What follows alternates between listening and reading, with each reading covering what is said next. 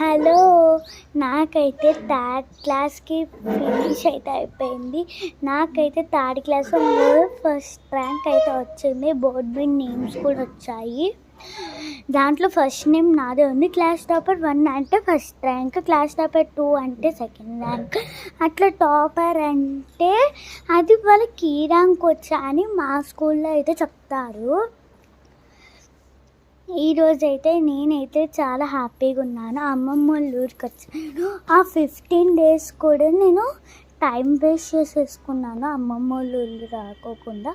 ఎందుకు అంటే నేను హాలిడేస్ వస్తూ ఫస్ట్ ర్యాంక్ వస్తాను కాబట్టి అమ్మ అయితే ఒప్పుకోదు. ఎందుకు అంటే అక్కడ కొంచెం 1.5 hour టీవీ చూస్తానని.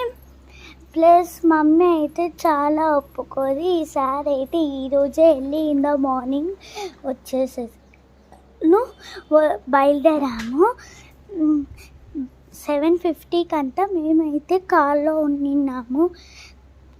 మళ్ళీ 10:50 అంతా ఇక్కడ ఉన్నాము.